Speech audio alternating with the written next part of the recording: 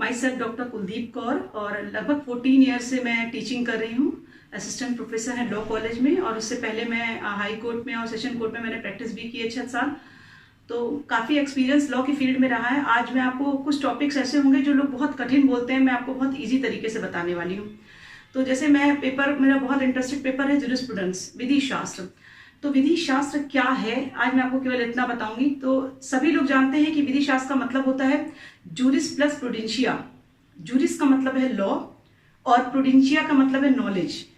Juris का मतलब है लॉ और प्रूडेंशिया का मतलब है नॉलेज। तो ये पेपर हमें क्या देता है? नॉलेज ऑफ लॉ, विधि का ज्ञान दे रहा है। तो ये पेपर से हमें क्या मिल रही है? नॉलेज मिल रही है किसकी? लॉ की। तो सबसे पहले लॉ क्या है और नॉलेज क्या है मैं आपको बताऊंगी। देखिए LAW लॉ। लॉ शब्द किससे लिया गया है? लैटिन के लॉग से लिया गया है, LOG लॉ। और अब लॉ का मतलब क्या है आज मैं आपको वो एक्सप्लेन करूंगी। सबसे पहले देखिए दुनिया में 5 लोग हैं जो लॉ को अलग अलग तरीके से ट्रीट करते हैं, अलग अलग तरीके से लॉ का मतलब समझते हैं। एक आम आदमी के लिए लॉ का मतलब क्या होगा? एक आम आदमी के लिए लॉ का मतलब है ओबे द रूल्स, नियमों का पालन करना। नियमों को पालन करना कौन सोचता है? आम आदमी, कॉमन मैन। एक एडवोकेट के लिए लॉ का मतलब है उसका प्रोफेशन, रोजी रोटी कमाने का साधन।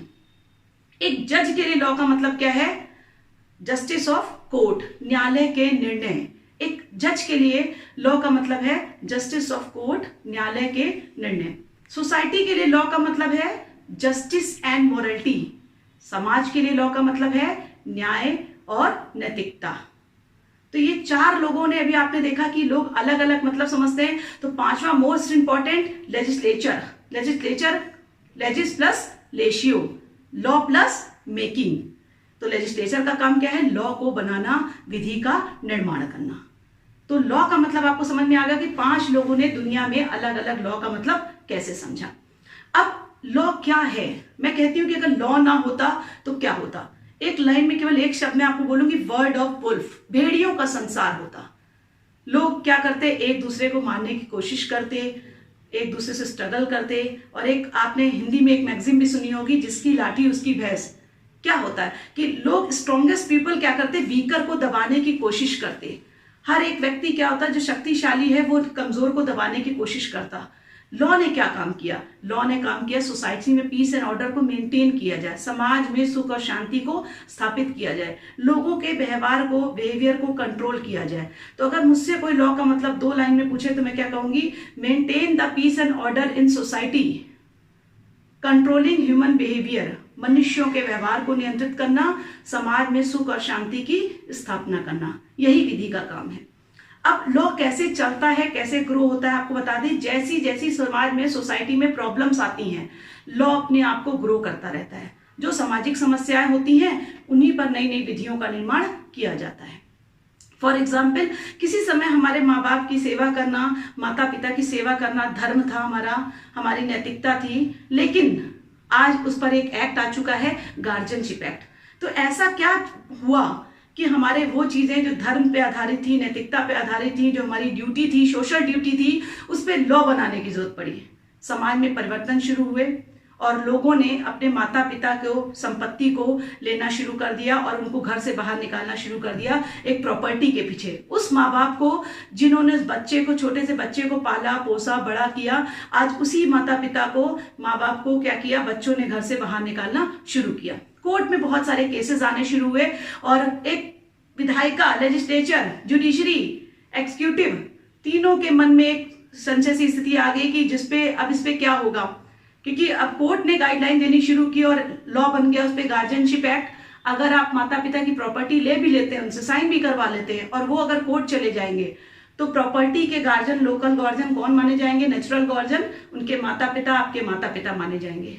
तो अब इस तरीके का लॉ बन गया कि अगर कोई माता पिता की प्रॉपर्टी लेगा, माता पिता से किसी तरीके का छल करेगा, फ्रॉड करेगा, कपट करेगा, तो उस प्रॉपर्टी के असली हकदार उसके माता पिता होंगे, जब तक वो कोर्ट में आकर स्वेच्छा से ना बोल दें कि मैं अपनी संपत्ति अपने बेटे को या बेटी को देता।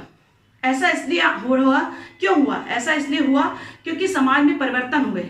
माँ बाप को लोगों ने क्या किया, यूज करना, प्रयोग करना शुरू कर दिया, घर से बाहर निकाल दिया, कुछ अपनी जरूरतों के लिए, अपने स्वार्थ के लिए। तो वो माँ बाप जिन्होंने सालों से मेहनत करके उस प्रॉपर्टी को कमाया था, कोर्ट ने बाकायदा उनको इज्जत सहित उनकी संपत्ति दिलवा दी। हमारे लेजिस्लेचर ने लॉ बनाया और जुडिशरी ने न्याय करना शुरू किया। अब माता पिता उस प्रॉपर्टी के ओरिजिनल गार्जियन माने जाएंगे। तो जैसे जैसे समाज में समस्याएं आई, लॉ ने उस फील्ड पर काम करना शुरू किया। अब आज आपके लिए एक नए टॉपिक को लाते हैं। बहुत सारी चीजें आप लोग पढ़ी होंगी। लिविंग रिलेशनशिप, लोगों ने क्या किया, 18 ईयर्स के लड़के लड़कियां हैं, मेजर हो चुके हैं दोनों लोग, और साथ में रहना शुरू कर दिया। एक नई समस्या का जन्म हुआ कि जब माता पिता वो बने, जब उनके बच्चे हुए लिविंग रिलेशनशिप में रहने वालों के, तो अब उस बच्चे की लीगलिटी पे सवाल उठने लगे कि अब क्या होगा। कभी कभी ये होता था कि लड़का लड़की साथ में रह रहे हैं, बॉयज एंड गर्ल्स साथ में रह रहे हैं, बेटा हो गया, बेटी हो गई, उसके बाद उनमें डिस्प्यूट होना शुरू हुआ और दोनों अलग हो गए क्योंकि कोई भी रिस्पॉन्सिबिलिटी नहीं लेना चाहता। ऐसी स्थिति में फिर गाइडलाइन जारी करनी पड़ी जुडिशरी को। अभी लॉ नहीं आया, लेकिन वर्तमान समय में आगे इस पर लॉ आ जाएगा। जुडिशरी ने गाइडलाइन जारी की कि अगर कोई इस तरीके के वयस्क लोग साथ में रह रहे हैं तो उनके बच्चे क्या माने जाएंगे, एक वैध बच्चे माने जाएंगे, और उनके बच्चों को संपत्ति में उसी तरीके से अधिकार प्राप्त होगा जैसे कि एक नैसर्गिक या नेचुरल बच्चों को प्राप्त होता है।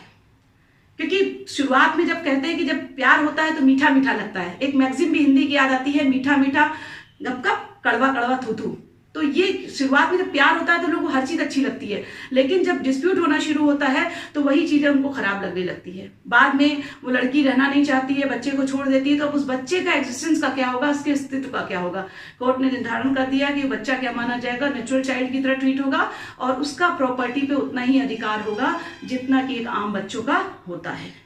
तो ये अभी गाइडलाइन आई है, लेकिन आने वाले समय में इस पे लॉ आ जाएगा। तो हमारी लेजिस्लेचर जुडिशरी क्या करती है, समाज के साथ चलती रहती है।